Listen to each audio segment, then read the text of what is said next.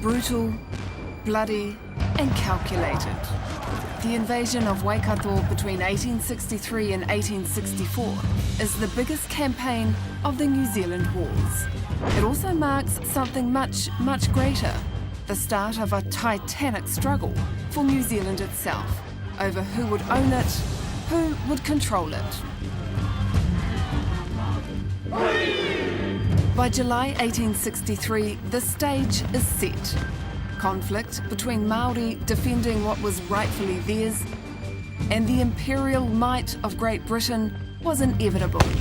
The invasion of the Waikato begins right here, on the banks of the Mangatawhiri stream.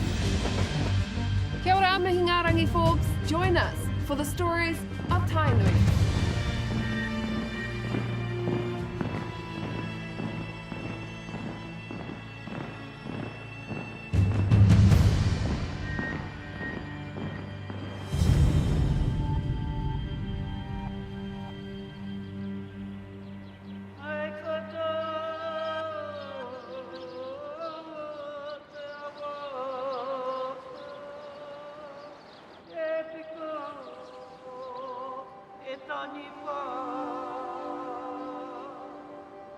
The invasion of the Waikato is the most significant of the New Zealand Wars, and at the heart of it, this awa, the Waikato River.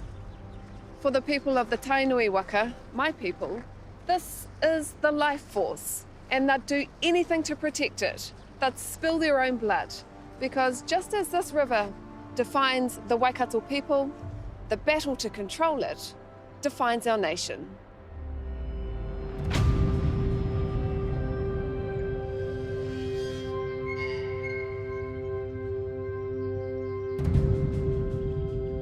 But the Waikato River, this living taonga, and more than 1 million acres of land, would ultimately be lost to those who hold it sacred, in a struggle signalled long before the actual invasion itself. Pōtatau Te Wherowhero, warrior, strategist, the first anointed Māori king. He is the mana, the living embodiment of the Kiingitanga. And Sir George Grey, soldier, statesman, dedicated imperialist. He is the colonial governor, the Queen's voice in her furthest colony, and the other central figure in this unfolding drama. Governor Grey served 2 terms as governor. On his first tour of duty, he actually learnt to speak Māori. He got on with Pōtatau, and they had a wonderful relationship, actually so much so that Governor Grey asked Te Wherowhero to become the protectorate of Auckland. Governor Grey, he heard that the northern tribes were going to attack Auckland, so he pleaded for Te Wherowhero to protect Auckland. And so Te Wherowhero, 1849, signed a military protection agreement. Later on, it really went sour in the discussions between Governor Grey and Te Wherowhero. E pō, tukuna tō Kiingitanga ki raro. E kao, e hara I au te Kiingitanga. Nō ngaiwi katoa te motu. E pō, I will wage war against you for 7 years or more, until you are no more. And I will resist you for 8 years, for 9 years or more. You see, we will not go away. E pō, I have cows with extensive progeny. When I release my cows onto your lands, they will drink up your waterways until they are all dried up. Your springs, your rivers, your lakes, your streams. That may be so, if it's merely rain, formed in the clouds, soon to fall to the ground only to be dried up by the sun. Then maybe your cows can drink all our waterways. But my people come from a well deep in the ground. We will not be dried up. Governor Gray was clearly stating his primary objective. And in our eyes, his primary objective was to annihilate, to acquire complete sovereignty under the British rule. Old man, what will you eat? We will eat mamaku, para. We will be sustained by the fruits of our forest. And when that food is gone, what will you eat then? You. I will eat you. Well, Gray, by the time he arrives in New Zealand for a second governorship, has recently separated from his wife. He's basically an opium addict, and he finds that the old tricks that he employed in the 1840s no longer work, and he can't get away with flattery and that kind of thing anymore.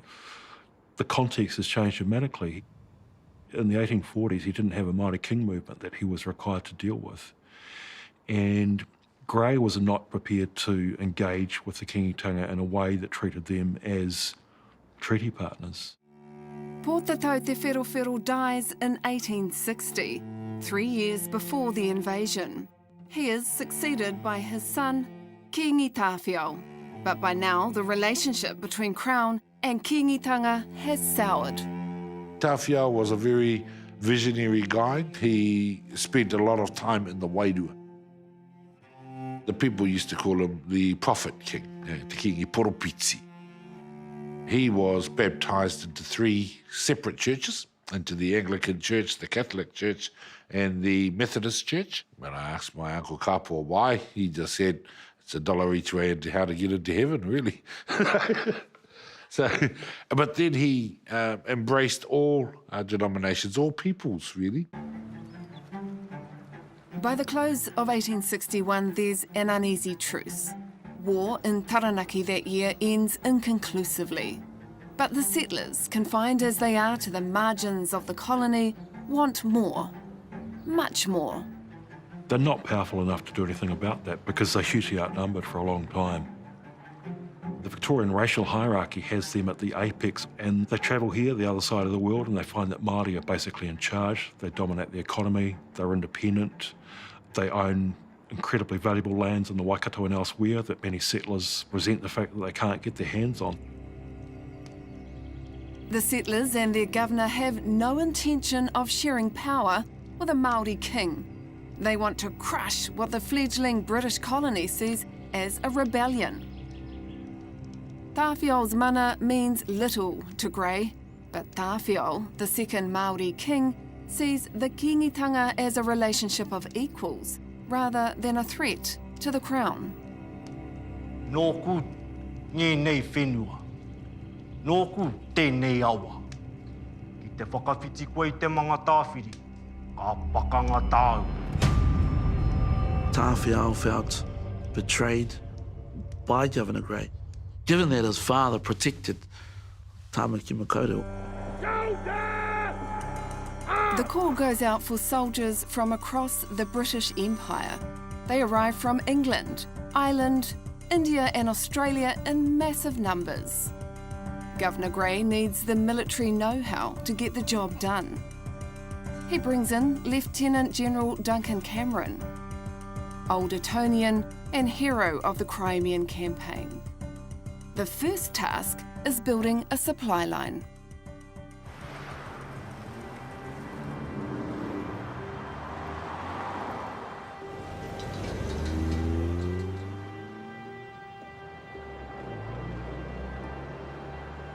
Travelling down Great South Road, and thousands of New Zealanders would be doing this every single day. And I'm guessing not many would realise its significance. And that's that this stretch of road changed the course of New Zealand's history.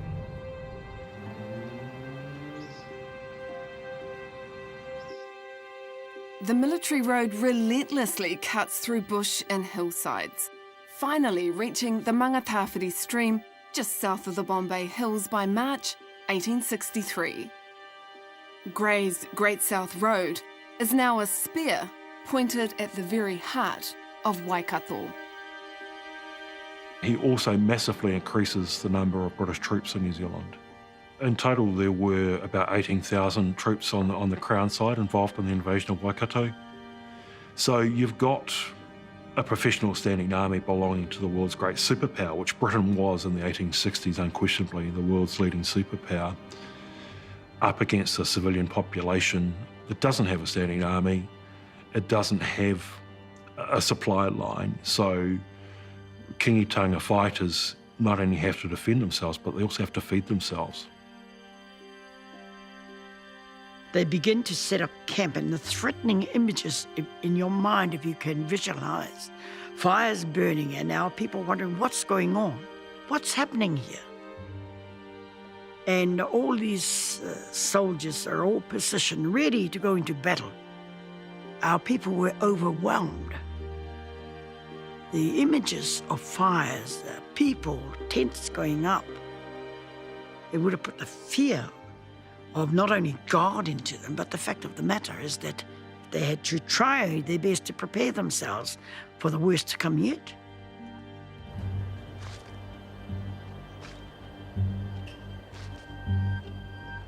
The air is electric over the colony. War is coming. But war needs justification, and Grey completes that by issuing 2 impossible ultimatums to Waikato Māori. The first to the villagers just down here on the south banks of the Manukau Harbour. They sent their pānui out to our people in South Auckland. I'm sure I can recite part of that.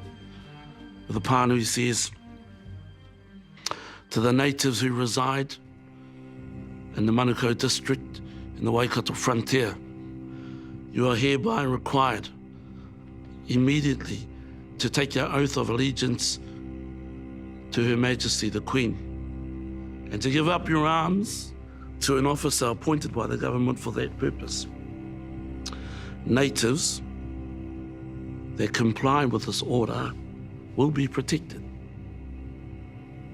However, natives who refuse are hereby warned to leave the district aforementioned and retire beyond Waikato past the Mangatawhiri River, or you will be ejected.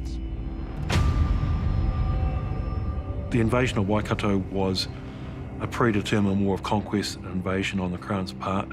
That's absolutely clear. Governor Grey attempted to justify the unjustifiable, really, through assembling a dodgy dossier of evidence that supposedly incriminated Tainui, but in fact did no such thing. Dawn, July 12, 1863, and Tainui's worst fears unfold. Hundreds of imperial troops cross the Mangatawhiri River. This is the dividing line, the frontier between colonial Auckland and the sovereign Māori lands of Waikato. When they cross the Rārangi Aukati, that's what they call it, we have a tikanga called Pike Hawani, and Pike Hawani is a broken truce. So he did it deliberately, broke that line, and declared war. The British make very, very slow progress south, and their supply lines and troops marching down the Great South Road are subject to frequent attacks. It's not really until November that the British start to make significant progress south. Significant progress also demands control of the river. The Waikato was the State Highway 1 of its time. Whoever controlled the river controlled the war. And in 1863, these are the game changers. Steam-powered Ironsides with awesome onboard firepower, capable of quickly delivering troops to the front line. What they hadn't encountered was the gunboats on the river before. So they tried to fell trees in the river to try and stop it, but it was too little and not enough to be able to stop the boats. And then the cannons firing from the river, as well as the troops coming on the land, had never been encountered in the Waikato before.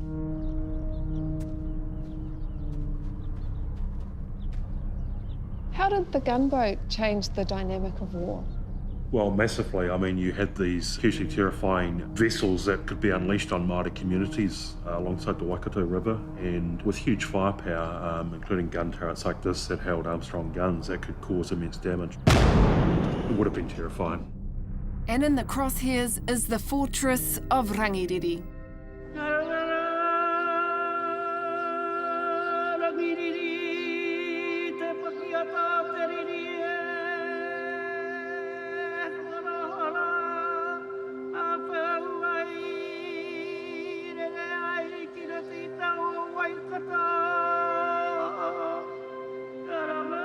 Rangiriri is the trophy they so desperately want, the last battle par between imperial troops and the conquest of the Waikato.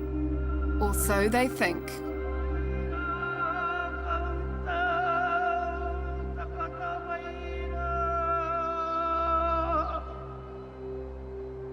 The architect of the par site is Te Ahorangi Te Wharepu, no Ngāti Mahuta. He was present at Rua Peka Peka. And we understand that some of the concepts from Rua Peka Peka was brought down from there and incorporated and enhanced here at Rangiriri. It started from the Waikato, and then it went all the way into Kopuera, and then into Lake Waikare. It encompassed almost the whole of the township of where Rangiriri stands now, or on the crest of the hill anyway. And they did it so that they could move easily around. So there wasn't just one sort of snake-like trench, there were a number. It's not a conventional rectangular type par, it's a long trench that's nearly 1 kilometre long. Part of the brilliance of the design was that it looked underwhelming from a distance, and the British didn't really realise that the skill and the intricacy that had gone into the design of that par. When Tāwhia was there at Rangiriri, he instructed our people not to fight, actually to go inland, go into the forests. This is what Te Wharepu says. Ki te rere te toto, me rere I runga I tō mātou whenua ake.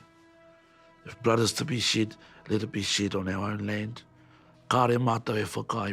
We disagree with you, King. We will remain here, we will fight. Kawehe te kini, ka noho mai te iwi ki kona. The British firepower is terrifying. From the river, Ironsides pound the 500 defenders in the par.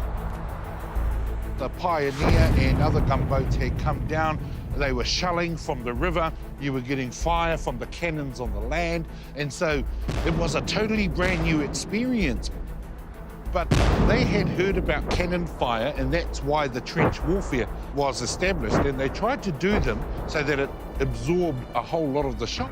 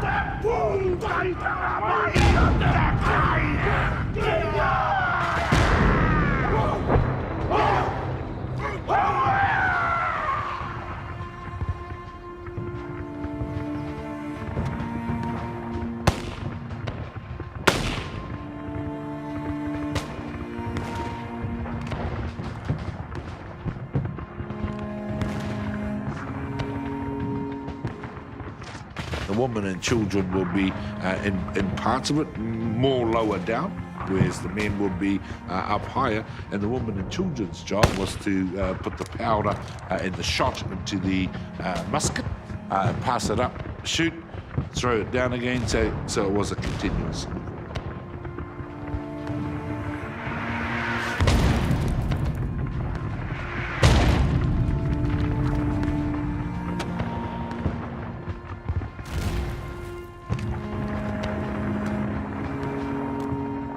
The British fear the defenders will slip the net if an attack isn't mounted immediately.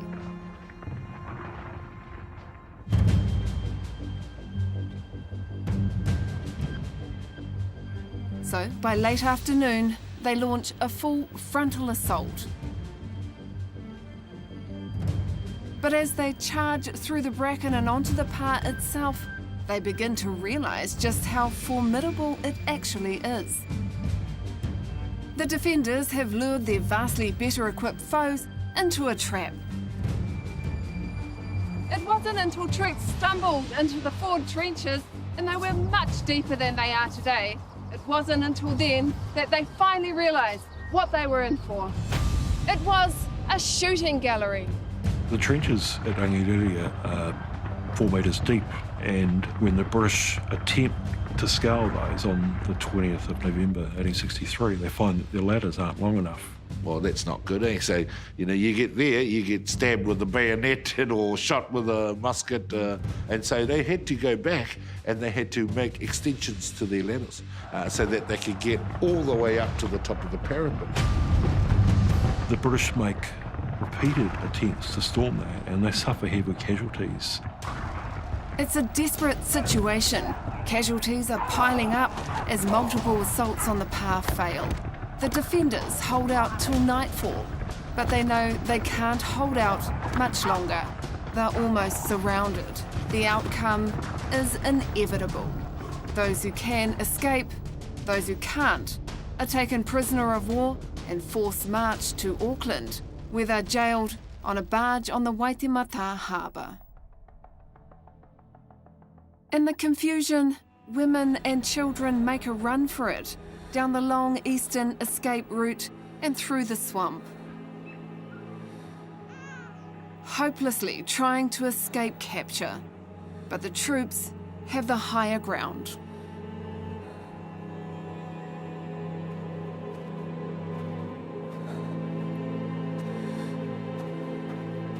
Whilst they were trying to still negotiate and things, they asked the women and the children to escape to the little wakas out on the lake.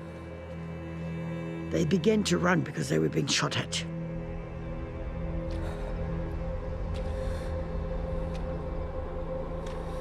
They were struggling, carrying babies and trying to wade through water and getting caught in weeds. The government troops was on top of the hills just taking pot shots at them from a downward angle.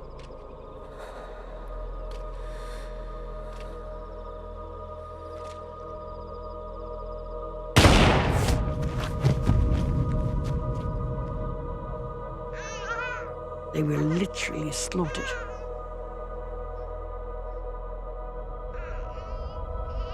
All I can see is the woman dying, injured, wounded. All I can see is children dying, falling, screaming out to their mother and father, and falling into the lake. They named the lake Ko Puera, those who were shot.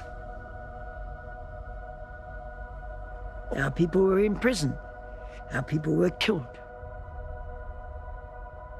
But you can never forget what happened there.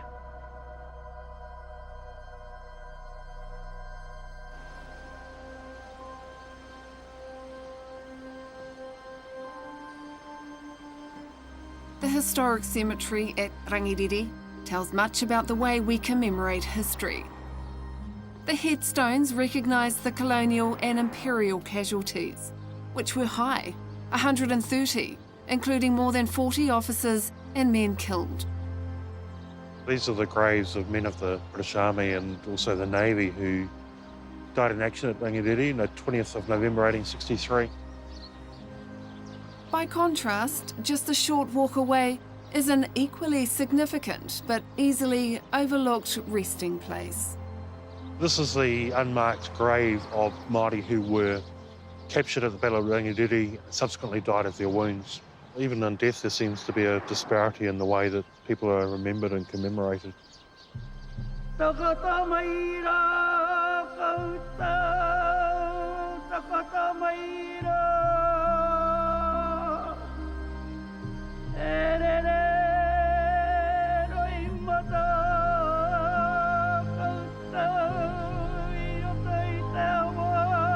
With Rangiriri lost, the Kiingitanga sues for peace.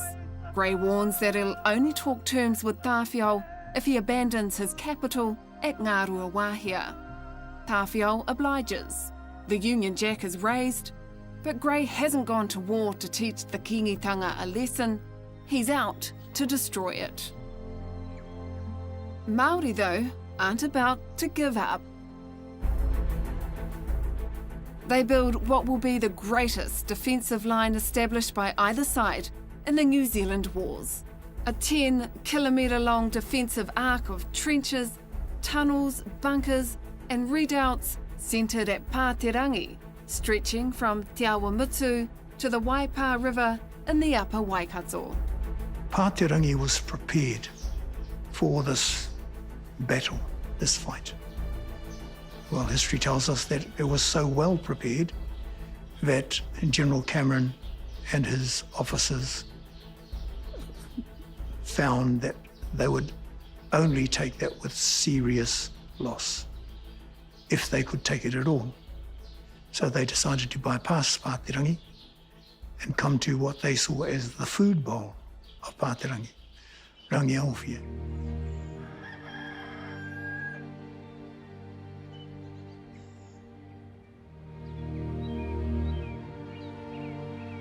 Before the war, Rangi Aotearoa was the granary of New Zealand in some ways. It was renowned for the wheat that was grown there and all kinds of produce. Rangi Aotearoa is at the heart of this thriving Māori economy. Rangi Aotearoa was actually the food bowl for Auckland. Rangi Aotearoa was feeding the troops before they came through. So there were thousands of people living here, cultivating the fields, making a good living from this space. It wasn't just a village, it was a major township.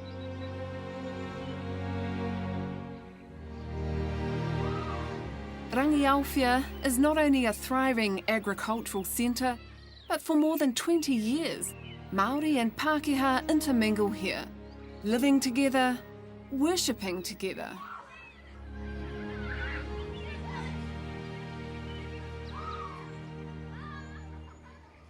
St Paul's Chapel is the last link with the past. Today it stands sentinel over rolling, prosperous dairy country. But in February 1864, it bears witness to an atrocity that echoes to this very day. At the time, Māori living here are led to believe it's a safe haven for non-combatants, decreed by the Bishop of New Zealand himself. The general was surprised and somewhat dismayed that children and women were in the firing line. And so with Bishop Salmon, they brokered an agreement that Rangi Aotearoa was set aside as a place for non-combatants to be safe. Well, that was the expectation. Late on the evening of the 20th of March, 1864, Cameron orders his troops to march in single file silently around the Pāterangi defences, so that they sneak around it in the middle of the night with the aid of some Māori guides.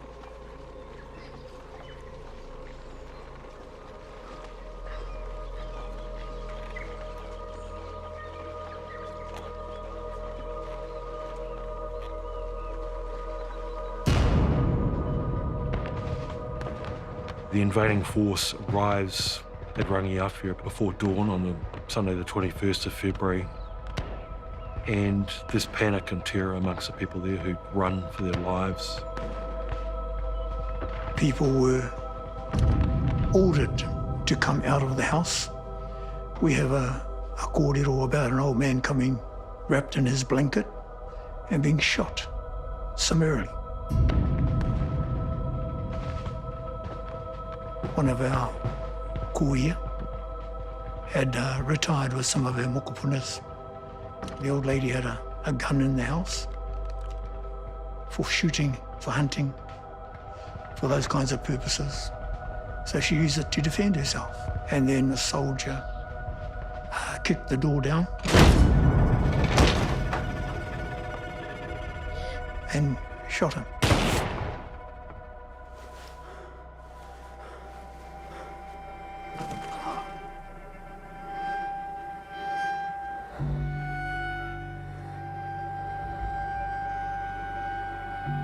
We have this story from our nanny Mamae.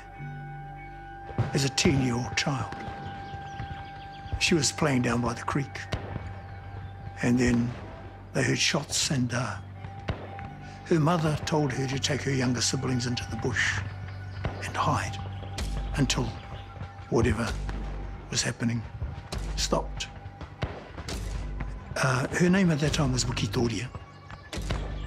So she did that, and unfortunately, it didn't stop. So she escaped with her siblings to Aotearoa. And there, when the old people there heard her story of this pāhuatanga and heard her talk about hearing her mother being raped, her old people being shot, and children also losing their lives,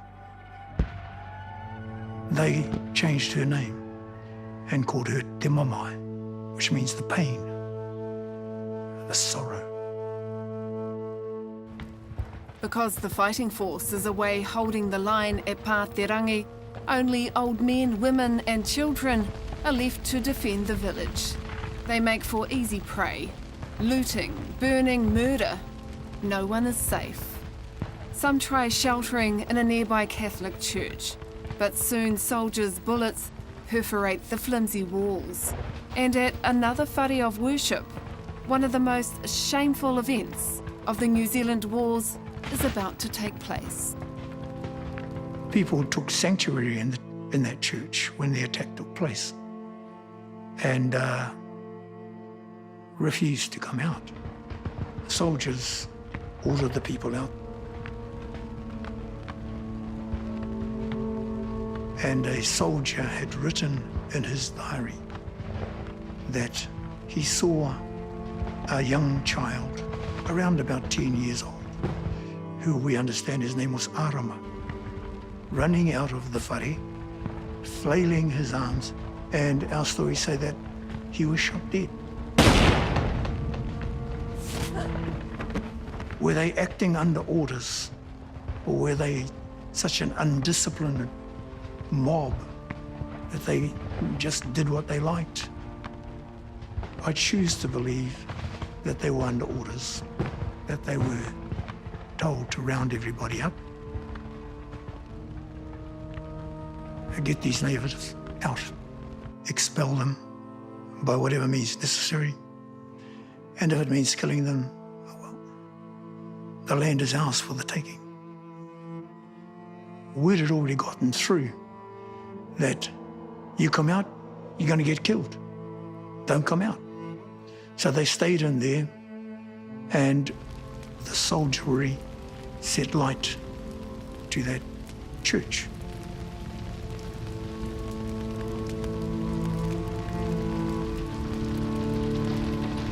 You can understand how this still affects us today.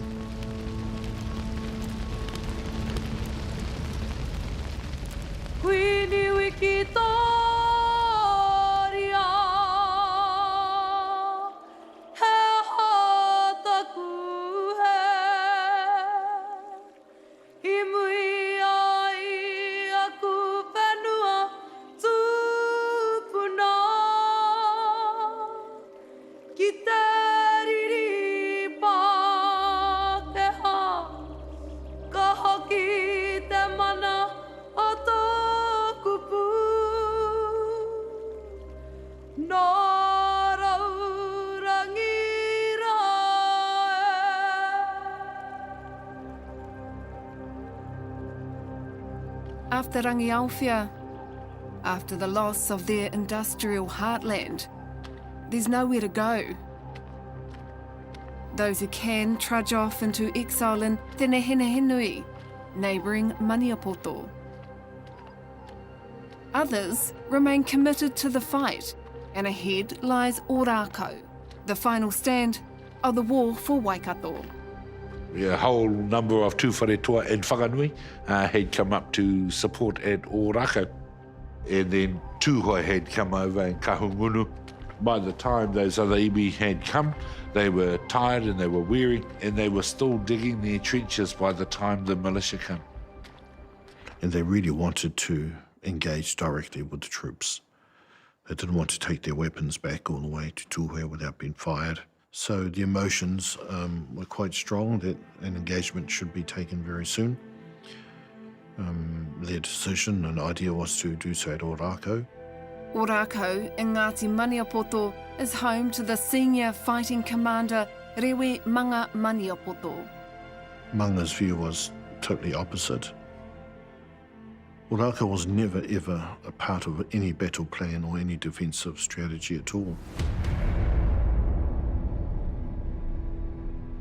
The tactical situation on the ground, the way the ground falls, its terrain, it opens itself up to being surrounded quite easily.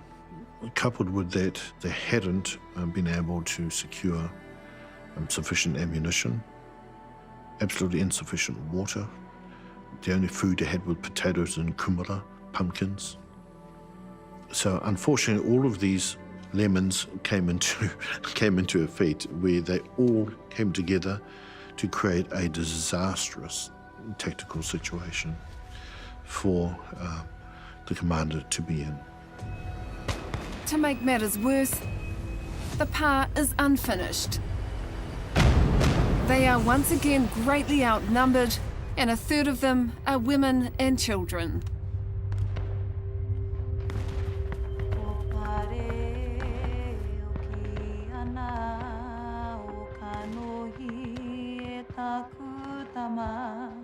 Mate atu ana te whenua, e toto kei te pai o te riri, e aroha kei te pai. We're often asked, how come there were children in the pa? And we have this family story again of our tupuna Ripeka with her baby in swaddling, not even a toddler, taking her baby into the pa.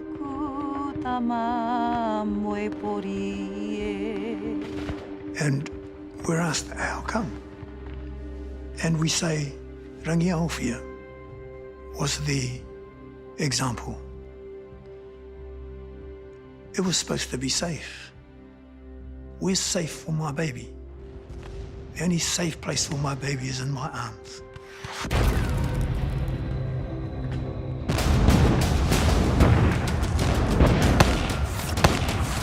The battle rages over 3 harrowing days, but strike after strike is repulsed. The defenders are determined to fight on, despite overwhelming odds, and for both sides, the casualties begin to mount.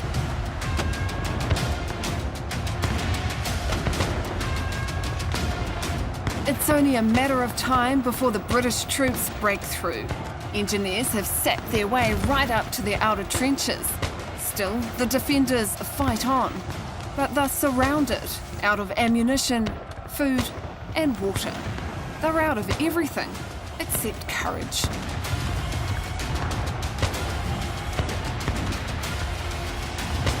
A message is sent to the pa: save your women and children. But there's no faith the British will keep their word. Not anymore. The influences that had happened at Kopuera and Rangiaowhia meant that they didn't trust the word of the enemy. The battle was almost at the end. They'd been fighting already for a number of days. So Cameron sent out his emissary to go and treat for surrender. What is said next will be remembered as one of the most iconic quotes in New Zealand history, coming from Rewi Maniapoto, a rallying cry for generations of Māori to come. E hoa! E kore e mau te rongo! Ka whawhai tonu mātou, mō ake! Mō ake! Ake! Whātoi mano kururau! Hono te kaumau pātatau! Aia te marama! O te whiti mai te o pataua! O te kāwana o te pakea! It symbolized the determination, not only his, but of Māori people. It's a battle cry to ensure that our grandchildren will no longer have to contend with being slaves, constitutional slaves, legislative slaves of a regime that is not of our making, that does not represent who we are, that does not articulate our dreams and aspirations into the future, and that is a struggle for our freedom, and it's an ongoing struggle. And the men wouldn't fight alone. A young noble woman, Ahumai Te Pairata, steps onto the battlefield. Ki te mate ngā tāne, me mate hoki ngā wahine, me ngā tamariki. Ai ora koe, te mai o te riri, e pepe a te iai te kore. Ki te mate ngā tāne, me mate hoki ngā wahine, me ngā tamariki. Kawa mai tōnu mātou. Hoke, hoke, hoke.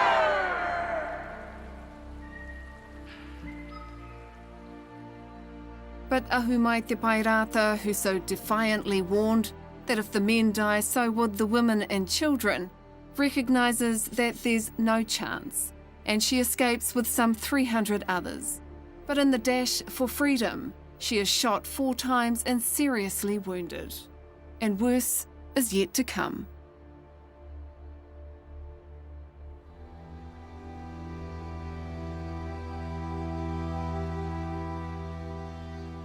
For the next 5 hours, hundreds of fleeing Māori are hunted down in streams, valleys and caves around Ōrākau by rampaging colonial and imperial horsemen. It's estimated some 200 Māori died that day. As I walk down these slopes, I think of the men, the women and the children hacked down so brutally. He Mamae. This is the defining conflict in New Zealand history, in my view, far more so than World War I and World War II. For so long, Gallipoli was kind of a focus, and for Pākehā, a sort of foundational narrative for the nation, but really the invasion of Waikato in July 1863 is a decisive moment in New Zealand history. We live with the consequences of it today in so many ways. I'm well taught by my elders. Utua te kino ki te pai. Turn the other cheek. So I take heart that I'm able, with my cohort, my children, my grandchildren, to ensure that these stories live on. And that at some time, there'll be a reconciliation. The story of the war on Waikato, it might end here at Ōrākau. But for me, as Ngāti Maniapoto, it's far from over. We're still tenants on our own lands. The poverty divide between those who fought here remains unresolved. And we as New Zealanders, all of us, we live with the consequences of that to this very day.